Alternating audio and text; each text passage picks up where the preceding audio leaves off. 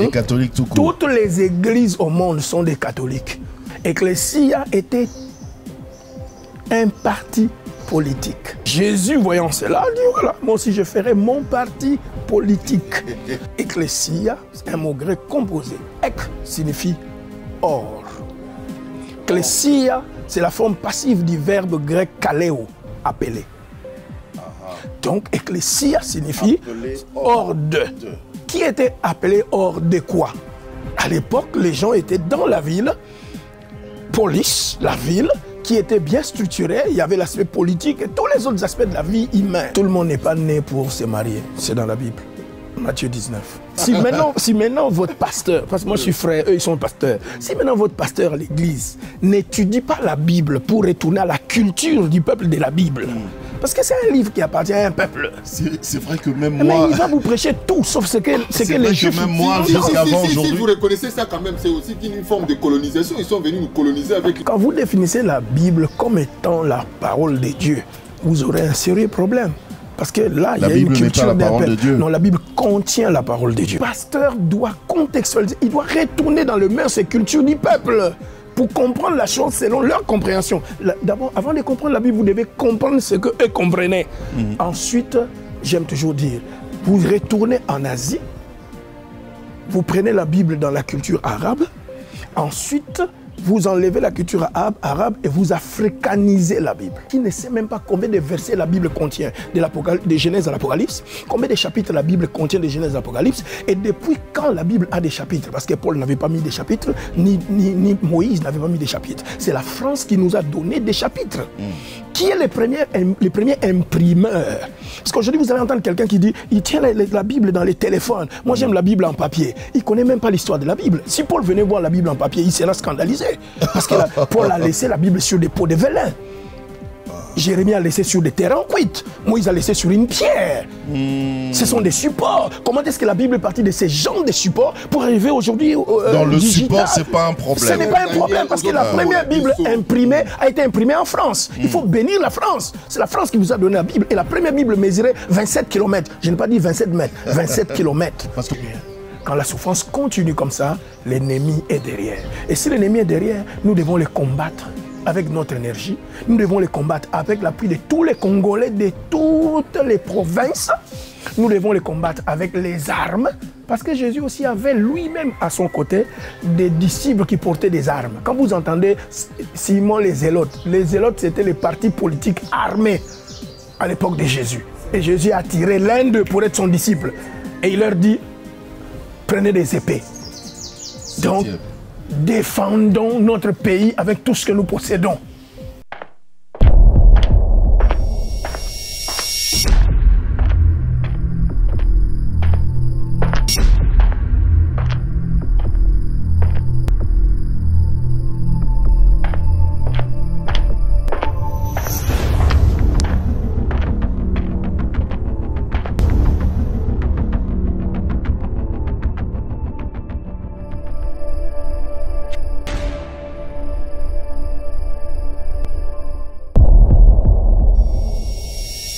Bienvenue, madame, mademoiselle et messieurs, à ce numéro spécial.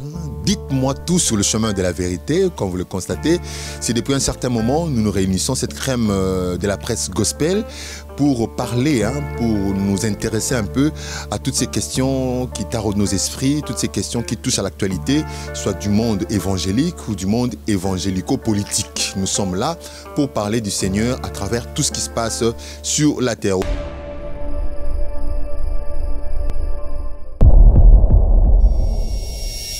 Aujourd'hui, je ne suis pas encore seul, je suis avec tonton Jaco, c'est lui qui présente Dites-moi tout, que vous connaissez, et moi c'est Rémi Kalonji Latour sur le chemin de la vérité, et nous recevons pour vous le docteur Daniel Kisolo-Bowea de l'église La Perfection, notre invité spécial. Alors, avant de l'aborder, je passe d'abord la parole à mon aîné, cher confrère, tonton Jaco. Bonsoir et bonjour, tonton Jaco. Bonsoir, bonjour, Rémi Kalonji. Comment vous allez? Je vais bien, c'est un plaisir de me retrouver encore ici. On va dire cette collaboration qui a commencé depuis un certain moment, et nous continuons dans ce sens-là, que toute la gloire revienne à notre Seigneur. Voilà, toute la gloire revient à notre Seigneur. C'est Gospel One Gospel Press qui poursuit son bonhomme de chemin. Ne vous en faites pas. Bientôt là, vous aurez tous les programmes que nous avons lancés et nous sommes rentrés encore dans le laboratoire pour bien préparer ce qui va se passer bientôt là. Vous aurez différentes activités dans les 4 piliers que nous vous avions annoncés. Alors, comme je l'ai dit au début de cette émission, nous recevons pour vous le docteur Daniel Kisolo, avec qui nous allons parler un peu de tout, de son ministère, de son appel, de l'Église La Perfection et aussi de l'actualité. Comme vous le savez, l'Église et la nation, donc c'est des concepts ou soit c'est des autorités qui marchent ensemble depuis la nuit des temps. Et nous allons aussi parler de la Pentecôte. La Pentecôte, cette grande fête chrétienne. Nous allons parler de l'actualité de l'Église du Congo. Alors, d'entrée de jeu, bonjour, pasteur. Bonjour, papa. Je sais que vous n'aimez pas qu'on vous appelle pasteur. Je sais, par ministère, vous êtes docteur, enseignant. Et vous appréciez plus qu'on vous appelle frère. Oui, vous êtes frère, bien-aimé frère. Parce que c'est déjà là la nature avec laquelle nous allons nous présenter devant le Seigneur. Mais du moins, vous êtes berger, vous êtes pasteur d'une grande communauté, n'est-ce pas? Par la grâce de Dieu, merci. Alors voilà, pasteur, avant qu'on vous donne la parole pour dire un mot à tous ces téléspectateurs, mais je nous invite d'abord à suivre ces petits portraits qu'on a réalisés pour vous. Et on se retrouve juste après pour déjà aborder notre sujet.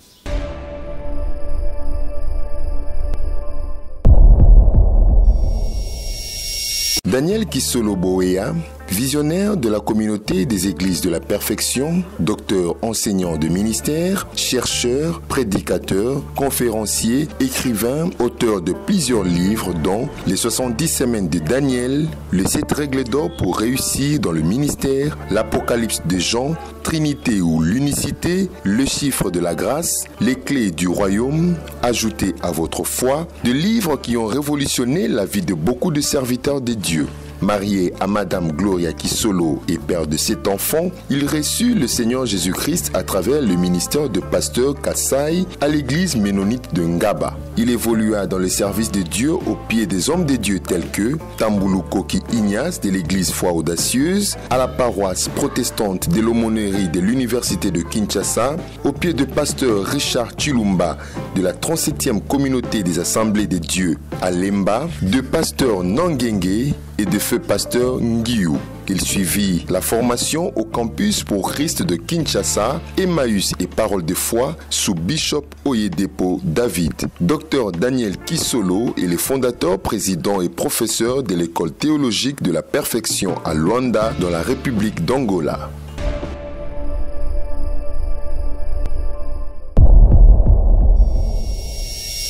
Voilà, madame, mademoiselle et messieurs, nous avons suivi les portraits. C'est ça le pasteur. Pasteur, comment vous allez? Je vais très bien, merci. Voilà, les téléspectateurs vous suivent. Qu'est-ce que vous pouvez leur dire avant qu'on débute? Je ne veux pas dire les hostilités de notre émission. Eh bien, chers téléspectateurs, vous qui suivez les émissions animées par ces grands hommes, bonjour, bonsoir chez vous et bonne fête des Pentecôtes. Que la paix du Seigneur soit avec nous. Et la meilleure des choses à vous dire, les saluts, c'est la première volonté de Dieu, mais la volonté ultime de Dieu, c'est la connaissance précise, parfaite et complète de la vérité. Voilà, pasteur. Voilà, docteur. Voilà, frère Daniel Kisolo. Alors, papa Jaco, je vous passe la parole en tant qu'aîné. De lancer déjà les hostilités. merci pour cet honneur. Alors je me lance, je pose déjà la première question parce que d'ailleurs Rémi Kalonge, il avait si bien dit au début de l'émission que nous allons parler de l'église, de la nation, de l'actualité aussi du moment. Je pose la première question. L'église, quand nous parlons de l'église, c'est quoi l'église? Comment vous définissez-vous l'église? Merci beaucoup. La première des choses que j'aimerais pour répondre à votre question, tonton Jaco, ce que les gens doivent comprendre, c'est que c'est la Bible. La Bible, tout le monde le dit, c'est la parole de Dieu. J'accepte cela avec beaucoup de pincettes. La parole de Dieu. Merci. La Bible est un livre qui vient de l'Orient, venant d'un peuple précis, ayant sa culture, ses mœurs.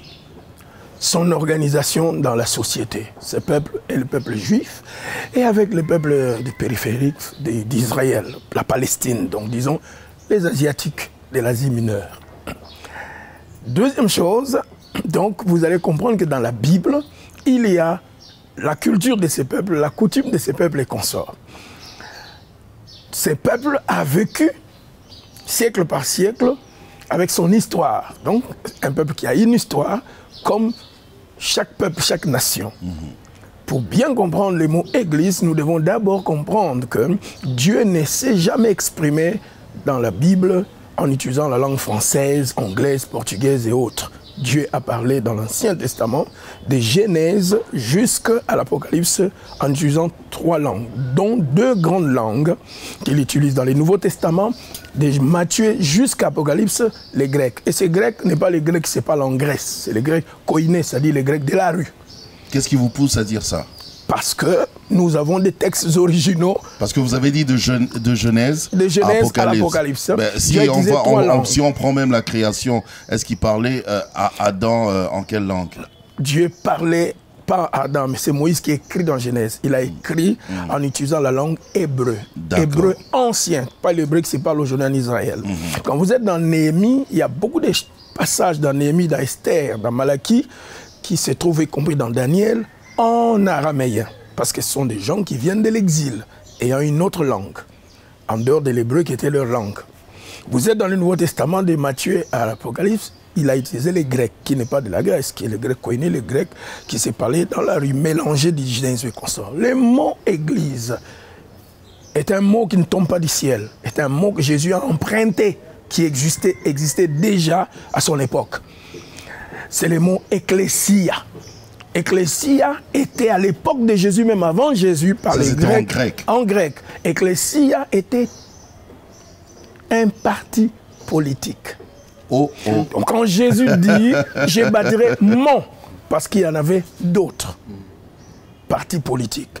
Quiconque, à l'époque, voulait siéger pour la gouvernance du pays ou résoudre les problèmes de la ville, devait se retrouver hors de la ville, au devant des portails des villes. Les villes à l'époque étaient clôturées. Aujourd'hui, nous clôturons nos parcelles. À l'époque, c'était des villes qui étaient clôturées. Oui. Voilà. Donc vous sortez hors de la ville.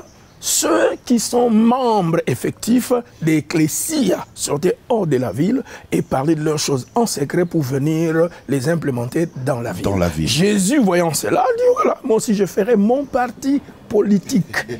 Maintenant, son parti politique, c'est ça les mots Ecclésia. Alors là, vous commencez déjà à choquer quelqu'un plus d'un parce on ne peut pas séparer l'Église avec la politique. Quand vous dites Ecclésia, c'est le premier message politique de Jésus.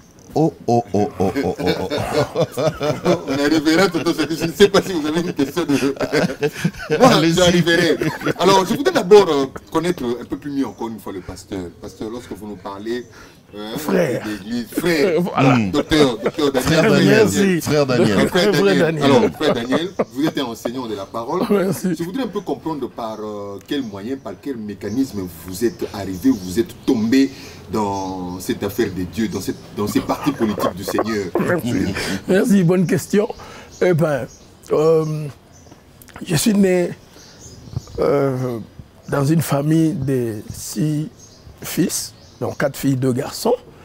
Je me suis converti, comme tout le monde. Les gens, il faut donc expliquer la conversion, la nouvelle naissance, parce que ça sera dans une autre émission. Donc j'ai accepté Christ. Et dans les années 80, dans cette nation, on point Ngaba. Et en 1987, le Seigneur m'a appelé au ministère. Là encore, il faut expliquer ce que signifie être appelé. Il m'a appelé, mais je ne me suis pas contenté de l'appel. Grâce à Dieu, à l'époque, nous, on ne croyait pas que la Bible pouvait s'étudier. Mais comme j'étais encadré par des protestants, au même moment que je m'étais converti dans un groupe de prière, ces protestants m'ont beaucoup aidé à comprendre que la Bible pouvait s'étudier. On va y arriver, on a prévu ça, oui. Donc, Dieu m'a appelé, je suis venu. Et pour parler de l'œuvre, donc voilà, je l'exerce depuis 1987. J'ai étudié aussi, en dehors des études faites comme tout un humain, j'ai étudié la Bible. Je sais que beaucoup de gens n'aiment pas ça, mais nous allons en parler. On va y arriver. Alors, qui est votre encadreur? Je ne sais pas. Parce que moi, je suis un peu divisé dans les contextes de père spirituel et père dans la foi. Qui est celui qui vous a encadré? Merci, là encore, vous avez vous les qualifiez des pères spirituels ou des pères dans la foi? Toute une thématique pour que je puisse vous aider à comprendre, parce qu'il faudrait que je vous explique les pères spirituels avec la différence, les pères des figures et consorts. Au fait. D'abord, le vôtre, c'est qui? Moi, je suis venu dans la famille de Thiel Osborne, précisément ici à Kinshasa, Tambulu Koki. À l'époque, c'était le groupe de prière. J'ai eu la grâce d'être affermi par le pasteur Kiwanga, Tchombe, pasteur Kassai qui m'a formé, Mukenge Shai, Nzuzimbala, tous ces gens sont des campus pour Christ. Papa Diafouila, Papa Marini Bodo, Bokele à l'époque. Vous n'avez pas une seule personne... À notre époque, des groupes de prière, on n'aimait pas étudier la Bible, mais moi j'ai reçu le conseil d'étudier la Bible. Alors je voulais étudier la Bible, donc toute personne qui avait quelque chose à me donner était bienvenue pour moi. Donc les temps me manqueraient de citer la marque à paille, tous ces gens. Vous les qualifiez dans le cadre... Des maîtres spirituels. De maîtres spirituels. Ils ont été des maîtres. Ah, parce que on aura une autre émission peut-être. C'est pour ça que je dis il faudrait qu'on anime cette thématique des pères spirituels. Vous allez voir son importance, qui peut être un père spirituel, qui ne l'est pas. Quelqu'un peut être votre pasteur dans l'église, mais il n'est pas votre père spirituel. Il faut donc expliquer toutes ces choses. Si vous voulez provoquer notre émission. Je pense qu'il est dur à entendre. Uniquement sur les sujets. Il y a tellement de sujets à aborder qu'on ne saura pas le faire en 60 minutes. Donc voilà. ton pasteur peut ne pas être ton père spirituel. Ne pas être. Voilà. Ah, ça sera la prochaine fois. On garde ça, à suivre. Votre émission, quelle est votre émission particulière, docteur Daniel Kisolo? Merci beaucoup. Dans les choses de Dieu, très moi, bien je ne peux pas comprendre aujourd'hui, vous êtes docteur. Hein? On sait déjà que ce sont les apôtres qui vont prêcher, installer les églises, mais vous êtes docteur, mais vous avez autant d'enfants. Je ne sais pas s'il faut les appeler enfants spirituels ou enfants de la foi, mais on le saura plus tard. Mais autant d'enfants que vous avez mis au monde qui sont aujourd'hui des pasteurs d'église. Mais quelle est vraiment particulièrement votre mission? Exactement, c'est dans 2 Timothée chapitre 2, verset 2. Ce que tu as reçu de moi, en présence de beaucoup de témoins, confie-les à des hommes qui soient capables et fidèles de les transmettre aux autres. Même un docteur peut le faire aussi. Au-delà, donc il va au-delà de sa mission d'enseigner. Exactement, laissez-moi vous dire d'emblée. C'est ça les grands problèmes. Hein. Les gens n'arrivent pas à circonscrire les ministères. C'est vrai, d'une manière particulière, un apôtre est dessiné comme un missionnaire. Mais je vais même vous dire que tout ministre de la parole de Dieu est un missionnaire. Quel qu'il soit. Quel qu'il soit, est un missionnaire. Le fait déjà que vous sortez de votre maison pour aller chez le voisin est une mission. Merci. Est une mission. Usurpation des pouvoirs. Non, c'est pas usurpation des pouvoirs. Pourquoi les avoir alors divisés en 5? Tout ministre, exactement, c'est là où j'arrive. Parce que si tous les 5 c'est là où j'arrive. Doivent faire peut-être la même chose. Ces 5 ministres, vous les voyez distincts au sein de l'Église, pas hors de l'Église. Hors de l'Église, nous avons tous la même mission, mais ça dépendra maintenant de la particularité de chacun. Au sein de l'Église, les 5 ministères font partie du gouvernement de l'Église. Les 5 ministères constituent ces collèges qui gèrent l'Église. Alors, à ce moment-là, pour l'encadrement des fidèles, je vais vous évoquer les textes, Éphésiens chapitre 4. Okay? Verset 11 jusqu'à 16. Il a donné aux uns apôtres, aux autres prophètes, aux autres évangélistes, aux autres pasteurs et docteurs pour le perfectionnement des saints. Les mots perfectionnement peuvent sembler difficiles pour les autres parce que nous parlons de lui second. Nous allons utiliser les termes de Paul. Il a dit katatismos des saints. C'est pour équiper les saints, le rendre complet, les amener à la maturité. À ce moment-là, chacun vient avec sa particularité. L'apôtre vient pour amener le chrétien dans la maturité, dans un coin spécifique. Là, il faut en parler à long et large. Il vient avec sa contribution, sa pierre de contribution. L'évangile vient avec sa pierre de contribution. Peut-être pour s'aimer les ailes dans les autres, avoir plus les âmes à sauver. De l'autre côté, l'apôtre va plus dans la doctrine, dans l'amour de Dieu, dans l'expansion de l'Église.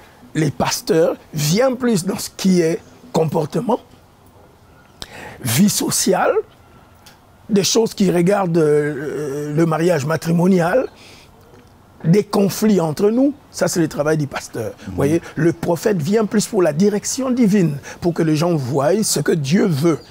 Actuellement, ce qu'il veut dans mon futur, c'est que mon passé peut faire dans le cadre d'entraver mon futur.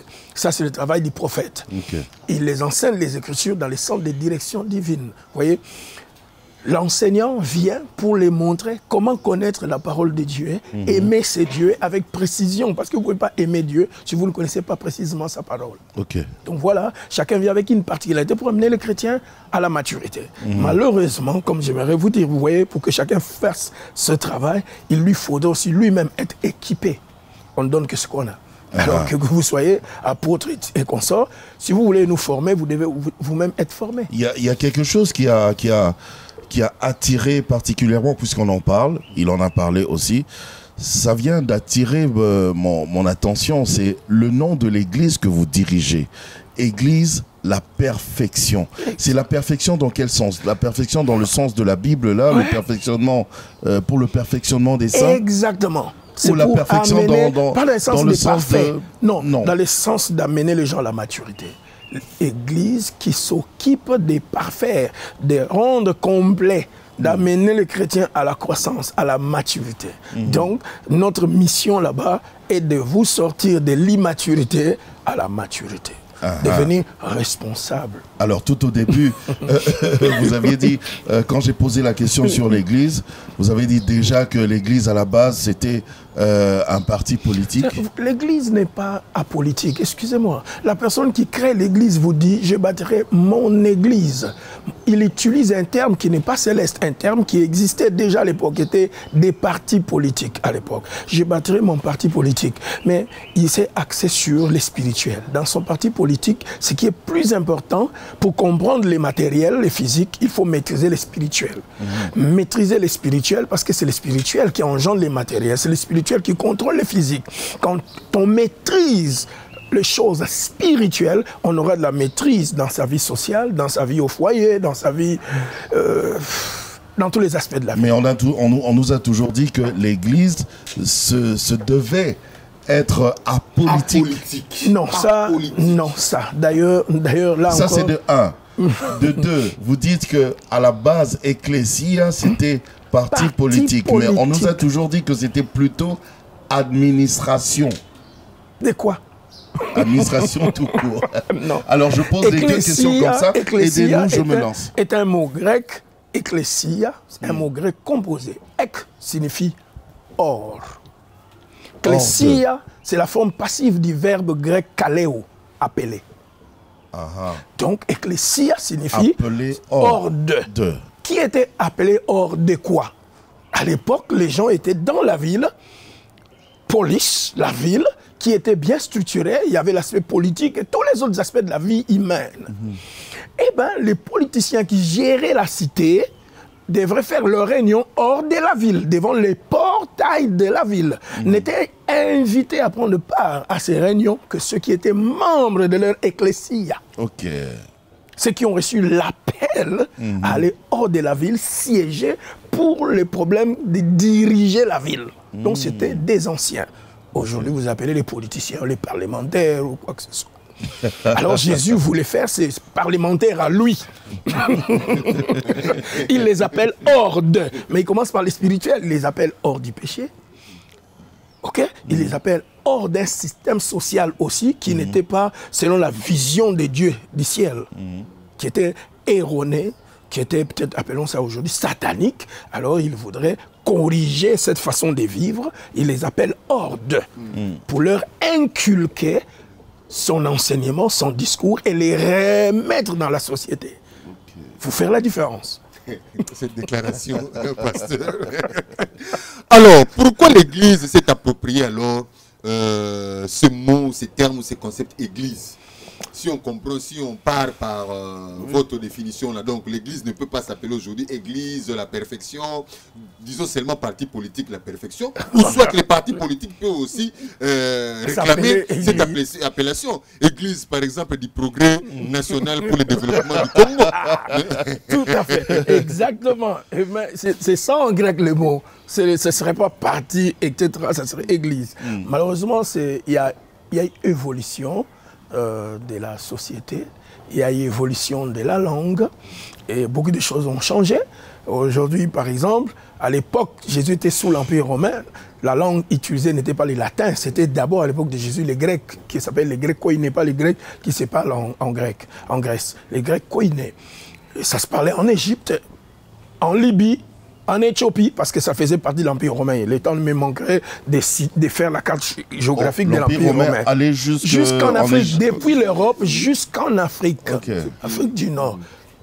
Et vous savez que nous, les Bantous, nous venons de là, que ce soit le Nilotique. Nous venons de l'Éthiopie. De l'Éthiopie. Ok. L'histoire nous montre. Apparemment, c'est nous, les véritables juifs. Nous, les véritables hébreux, pardon. Mais, non, ça c'est je ne crois pas. On devra appeler la reine de midi au Chéhava. Donc, vous voyez, aujourd'hui, l'Église s'est appropriée de cela à cause. Il faudrait qu'on aille à l'an 360 et quelques, quand l'Église catholique romaine est née. Je dis bien romaine. Parce que quand on dit catholique, l'Église catholique, il s'agit de l'Église que Jésus a fondée. Mais quand on dit romaine, ça c'est une Église qui est fondée en l'an 300 et quelques par les conciles Pourquoi catholique de Constantinople. Que Jésus a fondé. Là, catholique signifie universel, c'est en grec encore. Universel. Quand je dis je bâtirai mon église, dans Matthieu 16, il parle d'une église universelle. Cette église a des représentations locales qui se trouvent dans Matthieu 18. Dit si ton frère pêche, dis-le à l'église. Hein? On ne peut pas dire ça à une église qu'on ne voit pas, on le dit à une église locale. Vous voyez, l'église locale est une représentation de l'église universelle. Le mot en grec est catholique. C'est pourquoi nous faisons la différence entre catholique romaine et catholique. Les catholiques tout court. Toutes les églises au monde sont des catholiques. Sauf qu'ils ne sont pas romaines. Ah, il y a nuance là. L'église romaine n'est pas la première église. Sur le chemin de la vérité. L'église catholique romaine n'est pas la première église. Comme on dit maison mère. Elle n'est pas maison mère. La maison mère, c'est celle que Jésus a bâtie. L'église catholique romaine a été créée par l'empereur Constantin dans le concile de Constantinople, à 365. Après la mort des apôtres et des disciples des apôtres, hein, après la mort de Pierre et leurs disciples Polycarpe et tout ça, quand ils sont morts tous, eh ben, il fallait convoquer des gens pour des intérêts politiques. Ce n'est pour des intérêts politiques. Oui, de l'Empire romain. Ça, c'est encore une autre histoire. Donc, il faudrait qu'on parle de là où on va expliquer devenir la papauté, beaucoup d'autres choses, sans pourtant vexer la foi de nos frères de l'Église catholique. Alors, avec l'évolution de la langue, quand vous avez dit, maintenant, quand on parle de l'Église, c'est autre chose, et parti politique, c'est ce qui est politique. Autre chose. Mais au début, tout était la même chose. Chacun suivait ses buts. Alors, pasteur, vous êtes de ceux-là qui croient que l'Église doit marcher ensemble avec la politique, en fait, la vie politique d'une nation. Alors, comment jugez-vous un peu l'Église du Congo par rapport à son engagement à la vie de cette nation? Parce que je ne vais pas aller chez les autres, parce que je ne vis pas ailleurs. Moi, je vis au Congo, je suis congolais. Hein, pour les Congos, vraiment, je ne m'étairai pas. Alors, comment voyez-vous, comment jugez-vous? Quelle est votre lecture de l'engagement de l'Église dans la vie de cette nation, les Congos, surtout dans son aspect politique? Plus de 20 ans absent du pays, mais je sais quand même, j'ai quand même certaines informations. C'est un peu triste. C'est un peu triste de voir que nous avons abandonné notre vraie mission que le Seigneur nous a confiée. Et nous sommes allés à des polémiques. En fait, nous avons véhiculé les messages de Satan. C'est le message de Jésus, c'est l'amour, le pardon, l'unité. Nous nous sommes donnés à la cupidité, à des coups bas. Tout ce qui est théâtre que nous voyons, Dieu nous pardonne. Sûrement, les hommes de Dieu ne sont pas parfaits, mais il devrait y avoir quand même certaines limites pour montrer les modèles. L'Église elle-même a un problème, au Congo spécialement, parce que j'aimerais être clair. Si j'ai fait la lecture de l'Église depuis son histoire, jusqu'à devenir, c'est ramifié à des groupes de prière qui sont aujourd'hui devenus des églises et des ministères, églises de réveil ou autres confondues, nous avons un problème. C'est le problème des fondements. Depuis que le Congo a été évangélisé par des catholiques et des protestants, à l'époque, catholiques romains et protestants, à l'époque, les Congolais n'ont pas été si enracinés dans la parole de Christ. Voilà pourquoi même quand nous sommes sortis des églises catholiques et des églises protestantes pour aller devenir des églises de réveil, au groupe de prière, au ministère aujourd'hui, il nous manque toujours cet enracinement, cette fondation. Ouais, vous ne pouvez pas construire une maison si grande comme les Congo sans une bonne fondation solide. La Bible dit quand la fondation est renversée, que fera le juste? Il faut refaire la fondation. La fondation a été dès le départ mal placée. C'est le problème de fondation seulement le problème d'objectivité aussi? Parce que j'ai comme l'impression, ce que vous avez dit, quand l'église de réveil, donc on est juste sorti de l'église catholique romaine et protestante, sans fondement. Avec quelle formation? Et peut-être même sans objectif aussi. Je suis loin, j'ai le Saint-Esprit, Dieu va faire. Mais excusez-moi. Nous, on est charismatique. Non, excusez-moi. On est pentecôtiste. Je vous donne un exemple sous forme d'une question. Quand vous guérissez quelqu'un par les dons de guérison, ou vous prophétisez sur quelqu'un, vous lui donnez ses adresses, ses noms, vous les délivrez. Il est délivré, il est guéri. Après, il va s'asseoir à l'église. Il va continuer à être guéri ou bien il a besoin maintenant de manger la parole de Dieu solide. Ben, c'est ce qui se fait. Pour protéger ce qui s'est fait. Oui. Quelle parole nous prêchons? Parce qu'elle se voit parce que nous faisons dans la nation. Ça, c'est mais maintenant, merci. Tout le monde n'est pas obligé de voyager pour réussir la vie. Tout le monde n'est pas né pour se marier. C'est dans la Bible. Matthieu 19. Ouais. Jésus qui est venu du ciel. Tout le monde n'est pas fait pour se marier. Tout le monde n'est pas fait pour se marier. Matthieu chapitre 19, là où Jésus parle de divorce et de mariage. Puisque nous sommes au Congo, les gens sont habitués à Louis II. La Bible ici, c'est Louis II. Louis II fut un docteur en théologie, français courant, Darby. Tout ça sont des versions françaises. D'ailleurs, la plupart même de ceux qui utilisent ces Bibles n'ont même pas l'historique de ces Bibles, d'où elles sont venues, qui était Louis II. Louis II était un Français et un Suisse, résident en Suisse, docteur en théologie, et il lui a fallu l'aide de 73 personnes, comme vous dites ici, 73, 73 pour la France, pour l'aider à confectionner cette Bible qui a déjà plusieurs révisions, plus de 10 aujourd'hui. Quand on révise une chose, c'est parce que la chose a beaucoup d'erreurs. On ne révise pas quelque chose qui n'a pas d'erreur. OK? Lui second révision, lui second dit de la Colombe, lui second version 2020, lui second parce qu'il y a beaucoup d'erreurs. Bien qu'étant docteur en théologie, il ne nous prouve pas sa théologie. Darby est un Écossais. Sa langue d'origine est l'anglais. Par l'aide de son adjoint, qui n'étaient que les deux spécialisés en des langues anciennes, l'hébreu, les grecs et consorts, qui était lui-même un licencié en droit. On confectionnait une Bible qui a été traduite de l'anglais en français aujourd'hui et qui, jusqu'à aujourd'hui, ne trouve pas l'importance d'être révisée parce que c'est la seule version française qui a moins d'erreurs. Et la seule version française qui est proche des textes originaux. C'est la version Darby. Darby. Ah. Tout le reste, c'est de la mer à boire. Ok. Ok. C'est vraiment... Alors, quand quelqu'un vous dit je prêche la Bible, il peut prêcher pendant 20 ans, 30 ans, 40 ans, Louis II. Mais il n'a jamais prêché la parole des apôtres ou des prophètes, n'ayant pas connaissance des Hébreux, Grecs et Araméens. Là, je m'en vais donner raison à Madame Oshé Ahava qui dit ils ont lu la Bible, ils n'ont pas étudié la Bible.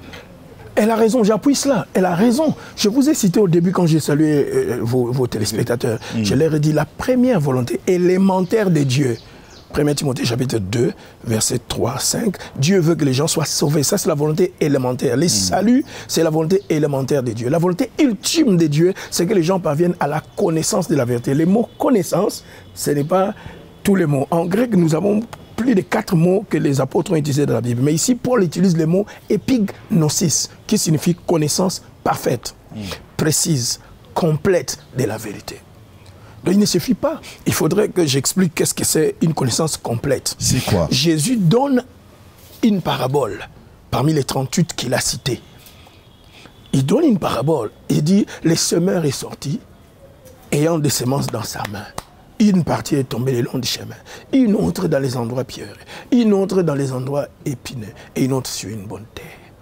Donc, si la parole que vous appelez la Bible est appelée sémence, Jésus a dit les semeurs sèment la parole de Dieu. Si la parole de Dieu est appelée par Jésus sémence, donc avant de prêcher un sujet, vous devez faire ce que nous on appelle en théologie, que vous n'aimez pas, la théologie systématique. C'est-à-dire, vous devez connaître, vous devez ramasser toutes les graines du sujet, depuis Genèse jusqu'à l'Apocalypse. Toutes les graines. Et vous les analysez une après l'autre pour savoir les contextualiser. Ensuite, vous les résumez. Alors, vous avez l'idée doctrinale de ce que les sujets vous apportent. Frère Daniel, juste une parenthèse, on va la refermer très vite. Puisque vous parlez de la Bible, est-ce que nous devons lire la Bible en tenant compte de la culture, la tradition et les coutumes du peuple de la Bible? Exact, tonton Jaco. J'aimerais même vous passer une expression, peut-être vous l'avez déjà entendu dans les églises. On dit, oh,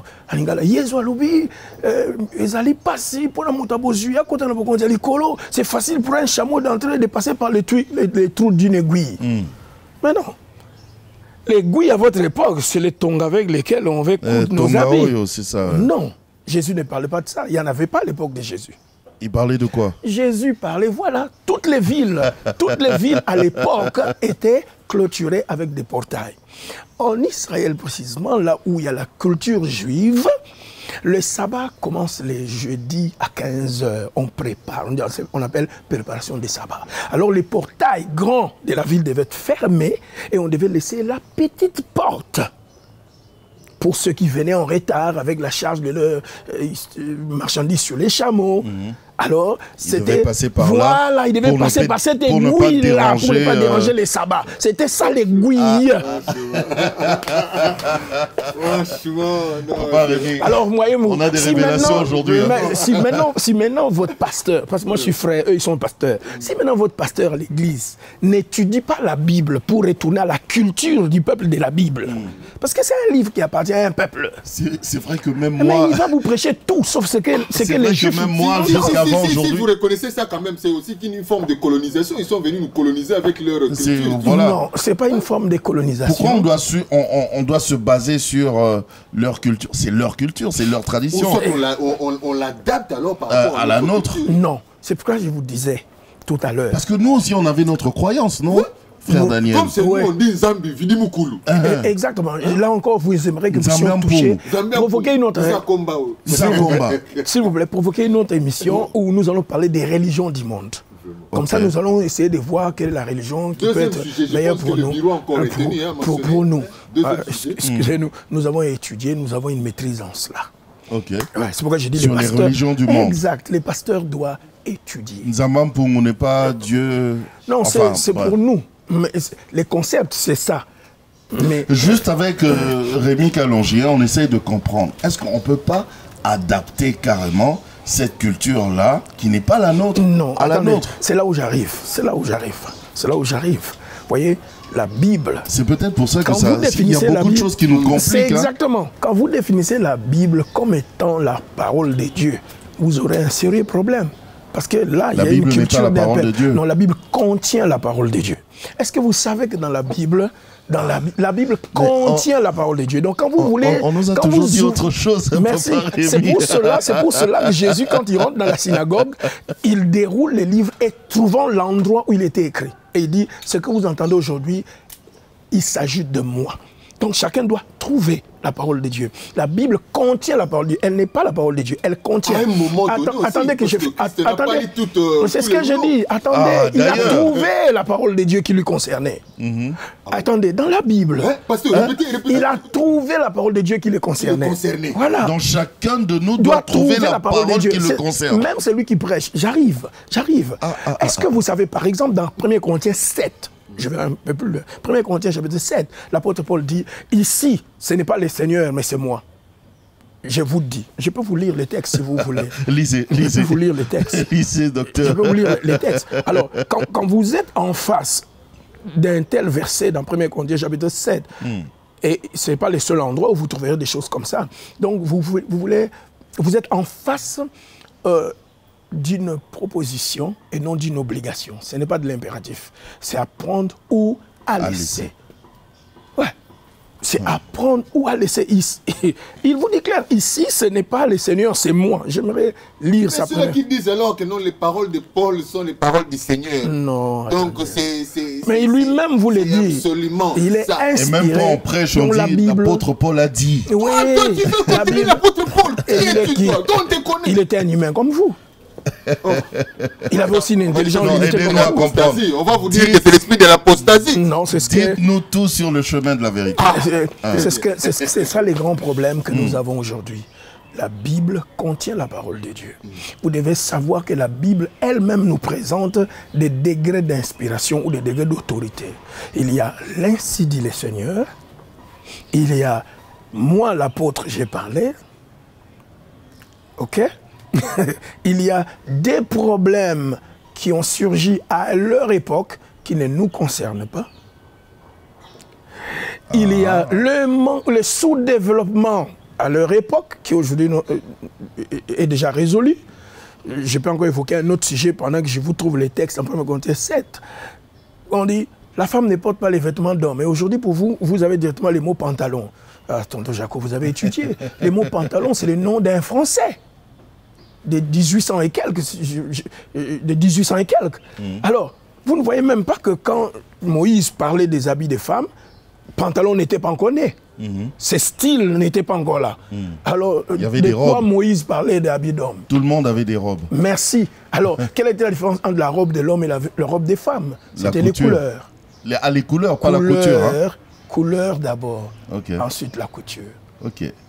Non, ce n'est pas les pantalons. Vous voyez pourquoi je vous dis que les parce pasteurs, que même maintenant, il y a des pantalons d'hommes et pantalons de femmes. Les pasteurs doivent contextualiser. Ils doivent retourner dans le mœurs et culture du peuple pour comprendre la chose selon leur compréhension. D'abord, avant de comprendre la Bible, vous devez comprendre ce qu'eux comprenaient. Ensuite, j'aime toujours dire, vous retournez en Asie, vous prenez la Bible dans la culture arabe, ensuite, vous enlevez la culture arabe et vous africanisez la Bible. Quand vous êtes en Europe, vous européanisez la Bible. Vous êtes en Amérique, vous américanisez la Bible. Si vous êtes au Congo, vous congolisez la Bible. Voilà. Je vais vous prendre... Cela ne nous coûte pas au péché d'apostasie. Hein? Non, ça c'est pas l'apostasie. La Bible contient la parole de Dieu. Quand vous ouvrez la Bible, trouvez la parole de Dieu. Il y a même dans la Bible, je vais aller plus loin, la parole de Satan. Vous êtes dans Job chapitre 1, chapitre 2. Il dit, Job, vous crains seulement pour un intérêt, tends ta main et il te maudira en face. C'est la parole de Dieu? Non. C'est dans la parole de Dieu que vous appelez la Bible, mais ce n'est pas la parole de Dieu. Si tu es fils de Dieu et change cette pierre en pain, c'est la parole de Dieu? Non.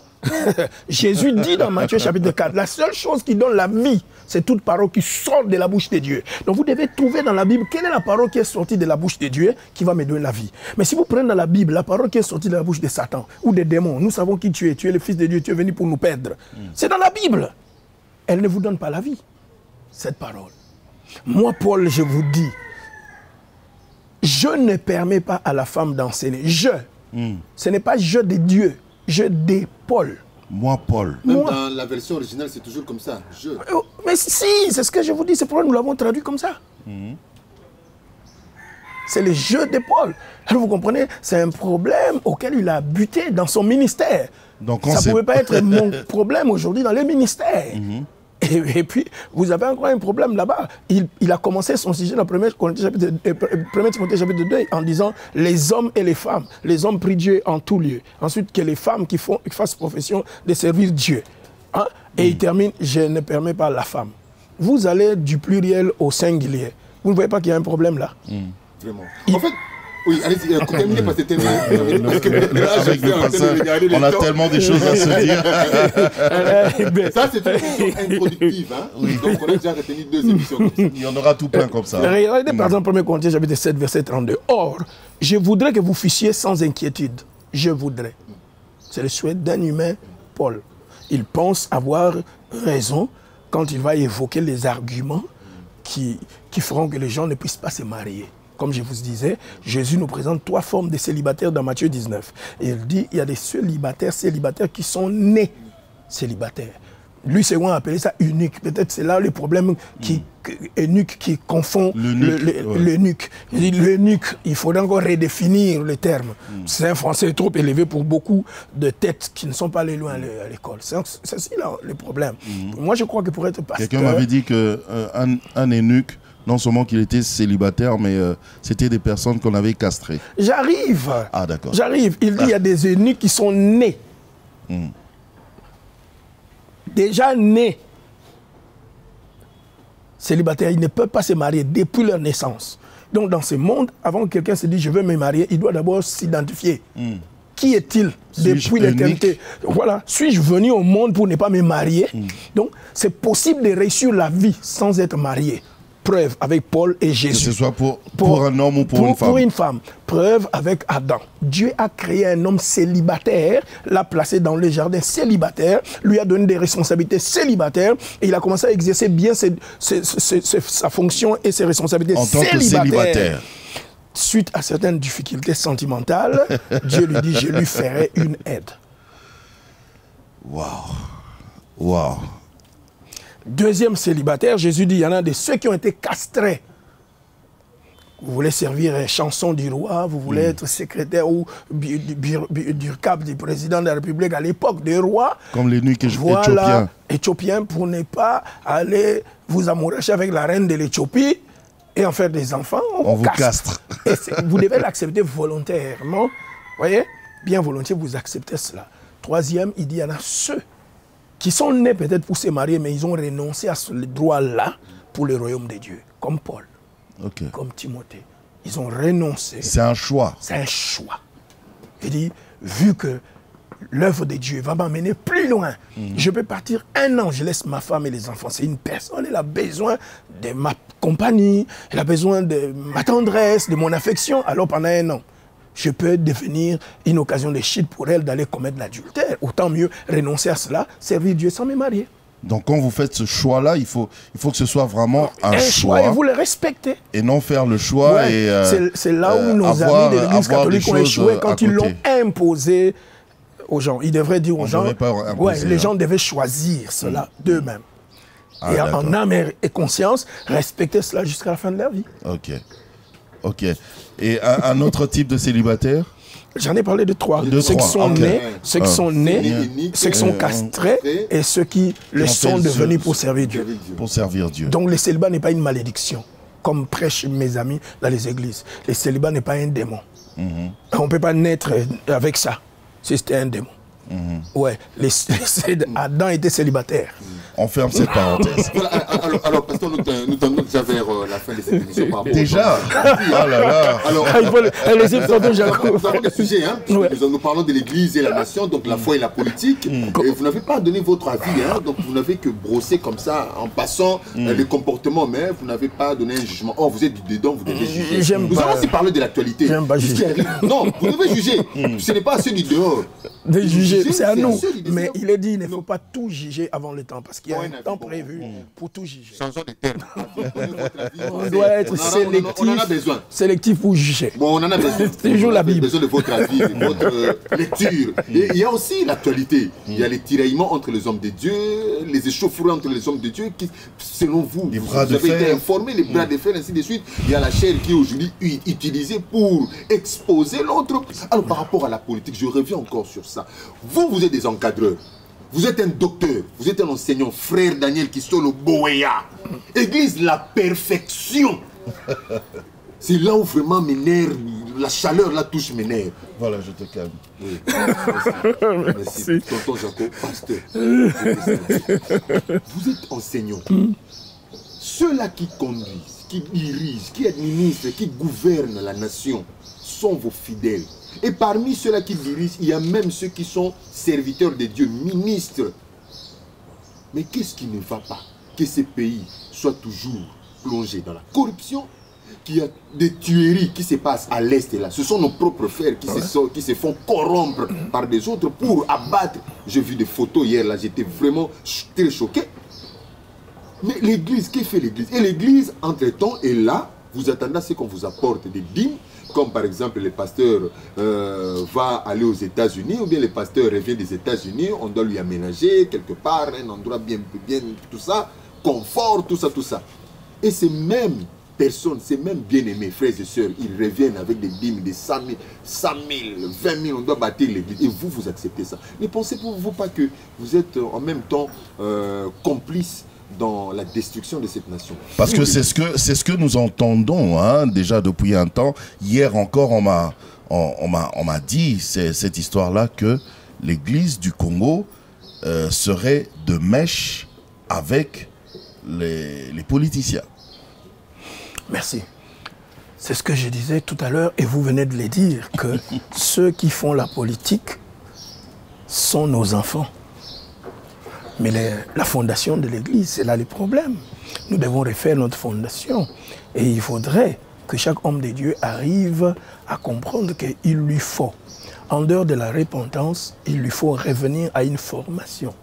Vous ne pouvez donner que ce que vous avez reçu. Jésus n'a pas été formé. Quelle est l'école de Jésus a étudié où? Là encore, vous touchez les choses. Oui, c'est là où vous devez justifier. S'il vous plaît, j'arrive. Il a étudié où? Hier soit non. Dieu pleinement 100% homme, 100% Dieu. Oui, c'est bien de dire ça. Je vous cite. Exactement, je vous cite. Avec vos enseignements, je vous cite. Jésus l'a étudié où? Franchement. Non, c'est pas Joseph. Raboter les planches. Comme son père adoptif était charpentier, peut-être qu'il a appris aussi un peu ces choses-là, le bois, mais étudier vraiment la théologie. Et puis Nzambe, c'est Batanga Nzambe. Théologie. Tonton Jaco. Théos. Merci. Logos. Ça, c'est une définition. Ça, c'est bien prendre ça dans le grec, mais je serai très simple. Je vous en prie. Nous sommes en Palestine, un peuple comme les Congolais, ayant une culture, des mœurs, une constitution. OK? Oui. Un pays bien structuré. Et ils sont, la majorité de leurs dirigeants sont des religieux. La vie des enfants d'Israël tourne autour de leur religion. Ok. Tout Israël. Tout Israël. Ils acceptent être dirigés par leurs anciens qui leur donnent la Torah, la parole de Dieu, la loi de Moïse. Donc même leurs politiciens à l'époque tournaient autour de la religion. De la religion. C'est pour cela pourquoi Hérode va leur construire les temples. Ah d'accord. Il y a encore une longue histoire là-bas. Parce que le père d'Hérode est un Iduméen. Ok? Ramené comme esclave en Israël, va se convertir des forces au judaïsme. Et plus tard, quand les Romains prennent les pays en main, étant donné de là où il venait, était déjà un intellectuel et un politicien, on l'élève au rang d'un leader. Ça, c'est le père d'Hérode le Grand. Ah, il faut étudier. Il faut étudier. Il faut étudier. Parce que quand vous allez comprendre pourquoi Hérode va tuer les enfants, parce qu'il entend parler d'un roi des Juifs. Qui était-il? Il l'avait appris. La Bible, voilà, c'est pour ça que le pasteur doit étudier. Vous avez des indices dans la Bible, mais pour prêcher le peuple, vous devez connaître. Notre maître Jésus, il a étudié où? J'arrive. Cette société avait 2 grandes écoles de théologie avant Jésus, instaurées par Esdras. Vous avez tout un livre de l'Ancien Testament. Esdras, vous avez l'école d'Hillel. Hillel, c'est le grand-père de Gamaliel qui a formé l'apôtre Paul. Vous avez l'école des Chamaï, d'où sont venus la majorité des Esséniens qui étaient d'ailleurs des religieux plus spirituels, qui étaient dans les grottes Qumran, là où vous avez des copies, des manuscrits, des livres d'Ésaïe qu'on a retrouvés, même des évangiles de Judas, tout ça. Parce qu'il n'y en avait pas que 4 évangiles. Hein? C'est l'évêque de Rome, Irénée, l'évêque, de Lyon, catholique romaine, de Lyon en France, Irénée, qui nous a donné 4 évangiles. Nous en avions plus d'une trentaine d'évangiles. Ok, c'est toute une histoire. Troisième sur les évangiles. Merci. Alors, merci. Alors, la loi des enfants d'Israël stipulait que les garçons étaient plus importants. Ils ont dans leur synagogue des écoles pour apprendre à lire et à écrire. Dans Philippiens, la Bible dit, Jésus avant de descendre sur terre, Paul le dit clairement, qu'il n'a pas vu que la divinité était une proie à arracher. Il s'est dépouillé de la divinité, il a paru ici sur terre comme un simple homme. Simple homme. Simple homme. Quelle est la preuve qu'il était un simple homme? Un Dieu n'a pas besoin d'être oint pour servir Dieu. L'Esprit du Seigneur est sur moi car il m'a oint. Dieu n'en a pas besoin pour servir Dieu. Ça, c'est un homme. 2, Dieu ne peut pas être tenté et il est tenté par personne. Mais Dieu est tenté 3 fois par Satan. Change cette pierre en pain. Ça, ce n'est pas Dieu. Jésus. Homme. Jésus, homme. Homme. Et lui-même, dans son discours, il n'a jamais dit « je suis le fils de Dieu ». Il disait « le fils de l'homme, le fils de l'homme, le fils de l'homme, le fils de l'homme ». Ça, c'est l'expression que Dieu utilisait à des prophètes humains qui avaient une mission spéciale comme Ézéchiel ou Jérémie. Jésus était un humain. Dans une société humaine, il est venu. La Bible nous montre dans Luc chapitre 2, il était soumis à Marie et à Joseph. C'est les symboles de la société. Il devait être soumis. Soumis à quoi? À l'éducation. Dans Luc chapitre 4, versets 14 à 15, quand il a fini de jeûner, il retourna à Nazareth, là où il avait été élevé. Ça, c'est Louis II. Le verbe élevé là-bas, c'est le verbe éduquer, former, instruire, orienter. La synagogue n'était pas seulement pour aller adorer Dieu. La synagogue apprenait le peuple la loi, lire, écrire, l'alphabet, la mathématique et consorts. Jésus ne savait pas écrire parce qu'il était Dieu. Il était simple homme, il a approprié d'un autre homme à lire et à écrire. Et la société juive avait scindé l'éducation de 5 ans à 12 ans, apprendre la loi de Dieu, lire et écrire et la mathématique. C'est pourquoi à l'âge de 12 ans, vous voyez Jésus à Jérusalem venir défendre sa première thèse. Dans le temple. Dans le temple. Devant, pas seulement des serviteurs de Dieu, mais devant des professeurs. C'est la loi qu'il exigeait. Il vient défendre sa première thèse. Et il a le droit de poser toutes les questions qu'il veut. Jusqu'à aujourd'hui, les bar mitzvah, c'est fait en Israël aujourd'hui. Quand vous allez devant le mur des lamentations aujourd'hui, tous les garçons de 12 ans viennent défendre leur connaissance apprise depuis l'âge de 7 ans. Jusqu'à aujourd'hui, cette culture est là.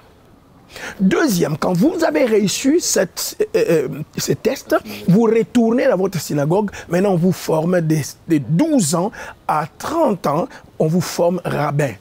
Ou si vous ne voulez pas être rabbin, vous allez dans votre vie, dans les autres activités. Jésus est allé faire cela. Quand vous terminez cette thèse, quand vous terminez cette formation, vous devez aller vous retirer pendant 40 jours. Parce que le chiffre 40, c'est le chiffre de l'épreuve. Vous devez vous mettre à l'épreuve pendant 40 jours, préparer une thèse que vous allez défendre. Parce que ça, c'est maintenant l'éducation du rabbinat pour devenir maître, rabbi. On ne l'a pas appelé cela parce qu'il prêchait. On l'a appelé parce que les gens lui ont reconnu en ça. Rabbi, parce qu'il s'est formé en ça. Il s'est formé en ça et il a étudié. Quand tu termines, tu dois prendre ton texte. C'est comme à l'université aujourd'hui. Vous faites votre mémoire et que vous allez défendre. Il est allé faire son travail à lui d'études avec Ésaïe 61, verset 1. Et il est revenu là où on l'a éduqué, instruit, défendre sa thèse. Il est venu défendre sa thèse. C'est pourquoi on dit, les serviteurs ayant remis à Jésus le livre. Dans une culture bien structurée, qui peut remettre à un inconnu la chaire de l'église ou de la synagogue? C'est vrai, hein? Il était leur étudiant, il était leur élève. On connaissait. Là, on devait voir maintenant. Voilà. Il n'était pas le seul qui avait lu et défendu son. Voilà. Il y en avait plusieurs. Son tour arrivant, on lui a remis le livre. Il prend là où il a préparé et il se défend, il explique. Et là, il était différent des autres dans son explication. Ça, c'est votre logique des choses. C'est pas ma logique des choses, c'est la culture du peuple juif. Si tel est le cas, vous êtes responsable. Reconnaissez quand même, docteur, reconnaissez quand même que si le Congo aujourd'hui peine toujours avec ses enfants croyants, ses dirigeants croyants, nous sommes responsables. Toujours à développer. Je l'accepte. Nous, les pasteurs, les prêtres, nous sommes responsables par manque de formation. Moi, excusez-moi. Excusez-moi. Je suis allé à Saint-Théophile, j'ai fait la session scientifique pour aller faire la médecine à l'université. OK? Excusez-moi. J'ai rêvé d'être médecin depuis que j'étais enfant. Mais pour devenir médecin en dehors de la vocation, de cet appel que j'avais, je devais aller me faire former. Comment quelqu'un a un appel, il sent quelque chose, le pousser à prêcher les âmes, à faire une église, et il ne se forme pas pour ça? Parce que ce sont les choses de Dieu. Non, excusez-moi. Les choses de Dieu. Il est loin, l'Esprit de Dieu est sur lui. Il a loin. Deux têtes dans la Bible qui paraissent plus importantes, Moïse et Paul. Mettons Jésus à l'écart, ok? Respect, mettons l'écart. Deux têtes. Pourquoi Moïse? 80 ans de formation en Égypte. Vous savez que l'Égypte était les berceaux de la science. C'est pas l'Europe. Quelqu'un m'a même dit que... La chirurgie, la métallurgie... La chirurgie, la métallurgie, la médecine, l'autopsie, tout ça. L'algèbre. L'Égypte. Babylone, Irak aujourd'hui. C'est aussi le siège de la science. OK? Et Dieu va prendre un enfant qui est né dans une société bien organisée, juive, au sein du pays de l'Égypte. Il l'enlève pour le laisser dans la cour royale, afin d'avoir les privilèges d'être formé. Et Moïse devient plus grand parce qu'il va former la nation d'Israël. Alors que la promesse de la nation était donnée à Abraham. Mais le père n'est pas fondateur de la nation. Okay. C'est un enfant qui s'est formé 80 ans à l'université. Wow. Okay. Il a appris la gestion, l'administration. Il a fait des expéditions militaires. Pourquoi il conduisait les gens dans les déserts? Parce que ce n'était pas la première fois d'y aller. Pendant les expéditions militaires égyptiennes, il connaissait déjà les déserts. Dieu va prendre un connaisseur pour amener son peuple à la destinée. Il connaissait les stratégies militaires. Quelqu'un qui ne sait même pas combien de versets la Bible contient, de Genèse à l'Apocalypse, combien de chapitres la Bible contient de Genèse à l'Apocalypse, et depuis quand la Bible a des chapitres? Parce que Paul n'avait pas mis des chapitres, ni Moïse n'avait pas mis des chapitres. C'est la France qui nous a donné des chapitres. Qui est les premiers imprimeurs? Parce qu'aujourd'hui, vous allez entendre quelqu'un qui dit il tient la Bible dans les téléphones. Moi, j'aime la Bible en papier. Il ne connaît même pas l'histoire de la Bible. Si Paul venait voir la Bible en papier, il sera scandalisé. Parce que Paul a laissé la Bible sur des pots de vélin. Jérémie a laissé sur des terrains cuits. Moïse a laissé sur une pierre. Ce sont des supports. Comment est-ce que la Bible est partie de ces genres de supports pour arriver aujourd'hui dans le support, ce n'est pas un problème. Ce n'est pas un problème parce que la première Bible imprimée a été imprimée en France. Il faut bénir la France. C'est la France qui vous a donné la Bible. Et la première Bible mesurait 27 km. Je n'ai pas dit 27 mètres, 27 km. Parce qu'on devait dérouler 27 km. À dérouler. Mais oui, en papier. Qui était enroulé, qu'on devait dérouler. 27 km. Ok. Pour qu'elle arrive aujourd'hui filmée, portable. Appelez-moi, je vais vous parler de l'histoire de la Bible. Exact. Si entre Malukuno, voilà. Donc, mon cher frère, appelez-moi, on va parler de l'histoire de la Bible. Je crois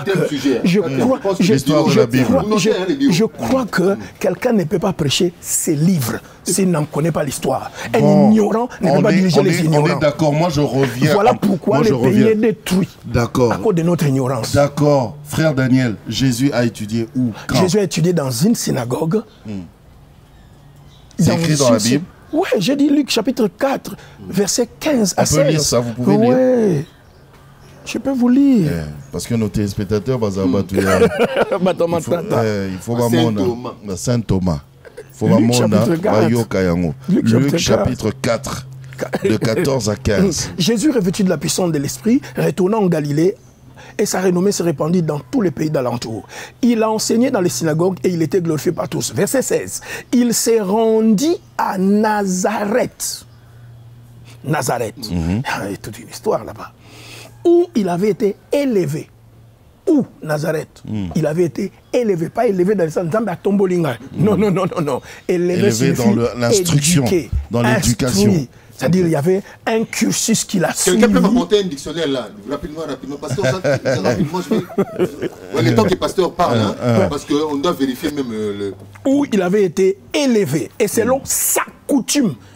Donc, ce n'était pas la première fois de se rendre là où il avait une coutume d'y aller. Vous avez la coutume, c'est toute votre vie. Ok.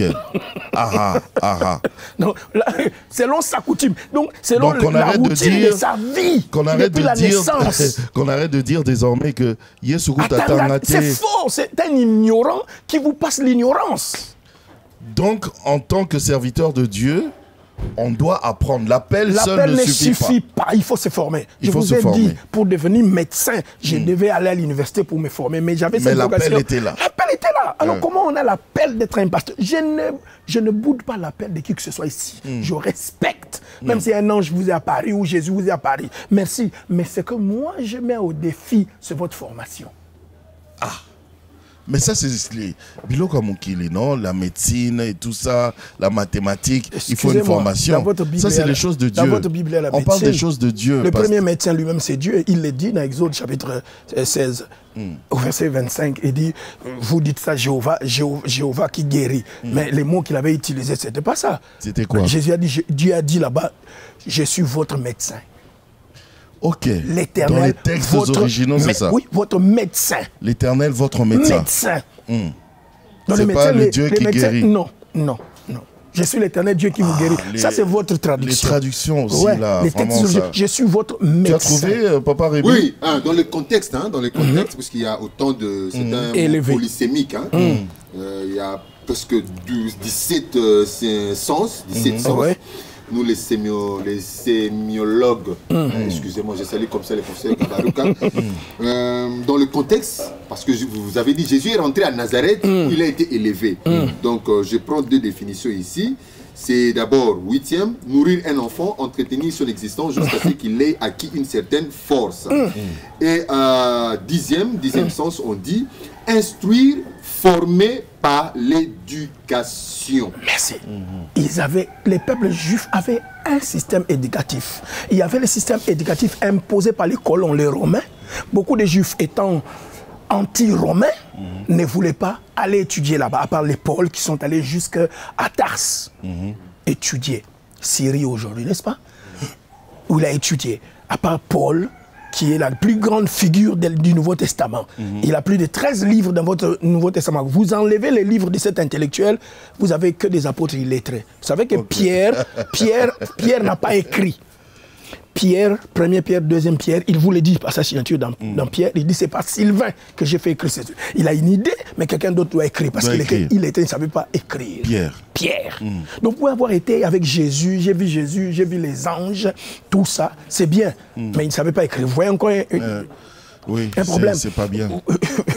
Paul a étudié et Dieu l'a utilisé plus puissamment. Qui est l'architecte du christianisme? C'est Paul. Okay. Alors, pasteur, on nous fait signe que le temps déjà.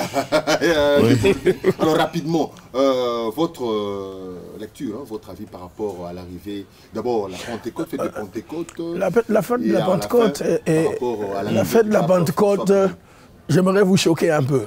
Nous fêtons cela, c'est la religion, mais le christianisme n'est pas une religion. Vous devez savoir que le Saint-Esprit n'est pas descendu sur les pentecôtistes. Le christianisme, on doit fonder sur l'Ancien Testament. Le christianisme, c'est le Nouveau Testament, l'accomplissement. Vous voulez encore annuler toutes ces fêtes-là qu'on nous dit? Excusez-moi, dans votre contexte, tout le monde va prêcher la Pentecôte en prenant Actes des Apôtres chapitre 2. Le jour de la Pentecôte, les judaïsants, ceux qui étaient dans le judaïsme, qui célébraient la Pentecôte, étaient au temple. Mais ceux qui étaient les disciples de l'école de Jésus étaient dans la chambre haute. Ceux qui attendaient la Pentecôte étaient au temple, avec des sacrifices, etc. Mais ceux qui n'ont pas voulu y participer, étaient dans l'école de Jésus, étaient dans la chambre haute en prière. Le Saint-Esprit n'est pas descendu sur les pentecôtistes qui étaient dans les temples, est descendu sur les non-pentecôtistes, mais le jour de la Pentecôte. Donc nous on doit fêter. Donc nous on doit fêter quoi? Cette Pentecôte. Vous devez seulement dire bon nous fêtons la descente. Et voilà, nous fêtons la descente du Saint-Esprit, mais vous ne fêtez pas la Pentecôte. Excusez-moi, parce que la Pentecôte était la fête des récoltes pour les Juifs. Chacun avait fait sa récolte, venait présenter les offrandes au temple. Ceux qui étaient sans offrande au temple, c'est sur eux que le Saint-Esprit est descendu, c'est au nombre de 120. La foule des pentecôtistes est venue rejoindre les non-pentecôtistes. Papa Rémi. I'm very sorry. Si une église s'appelle pentecôtiste, je suis désolé. Parce que les pentecôtistes étaient des judaïstes. D'accord. Bon, on prend la question d'actualité. Juste votre... Oui, le pape arrive. Sans pour autant être polémiqueur ou dans les polémiques. Sans pour autant aller dans l'histoire, comme j'avais dit, l'an 300 et quelques est née l'église catholique à cause de l'empereur Constantin qui a fait de la religion catholique romaine religion d'État. Et beaucoup de choses sont entrées dedans, mais bon, étant serviteur de Dieu, bienvenue au pape dans la nation, mais étant un homme de la Bible, nous devons son arrivée peut booster quelque chose? C'est un politicien. Peut changer un peu quelque chose? C'est un politicien. C'est un politicien. Ben quoi de plus normal, vous avez dit que l'Église... Exactement, c'est ce que je dis, c'est un politicien. Peut-être qu'il pourra, dans sa sagesse, aider nos politiciens qui se conduisent comme des enfants, parce qu'ils sont encadrés par des pasteurs enfants et des prêtres enfants, à atteindre un peu de maturité pour gérer un si grand pays. Parce que parfois, on a une grande vision qui dépasse votre taille. Le Congo est très grand, qui dépasse la taille de ceux qui sont présidents, ministres et consorts. Alors ils ont besoin de l'expérience de quelqu'un qui est comme les papes pour les aider. Si réellement il va s'atteler à cela... Le pape aussi, il a la stature quand même d'un chef d'État. C'est ce que je dis, c'est un politicien. Depuis la chute de l'Empire romain, c'est lui qui joue le rôle de l'empereur.